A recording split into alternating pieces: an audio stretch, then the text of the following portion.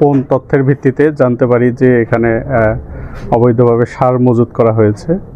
এর প্রেক্ষিতে বাংলাদেশ সেনাবাহিনী, পুলিশ এবং উপজেলা কৃষি অফিসার সহ আমরা এখানে অভিযান পরিচালনা করি এবং এখানে কয়েকটি গুদামে প্রায় 2000 বস্তা বিভিন্ন ধরনের সার মজুত রাখা অবস্থায় পাওয়া যায়।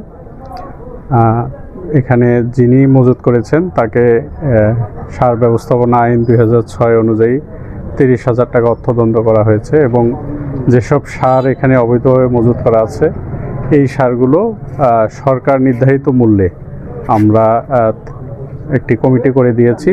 তারা কৃষকদের কাছে সরাসরি বিক্রি করবেন এবং এই বিক্রয়লব্ধ অর্থ যিনি এসব সারের মালিক যিনি তাকে পরবর্তীতে বুঝিয়ে দেওয়া হবে। তখনই জানতে পারি কেউ বেশি দামে সার বিক্রি করছে বা অবৈধভাবে সার মজুত করছে, সঙ্গে সঙ্গে সেখানে অভিযান পরিচালনা করা হয়। কৃষি অফিসার আছেন, ওনাকে, আমাকে অথবা আর্মি ক্যাম্প, যে দেবীগঞ্জ আর্মি ক্যাম্প আছে, এখানে যদি এই তথ্যগুলো জানান তাহলে আমরা ব্যবস্থা নিতে পারব।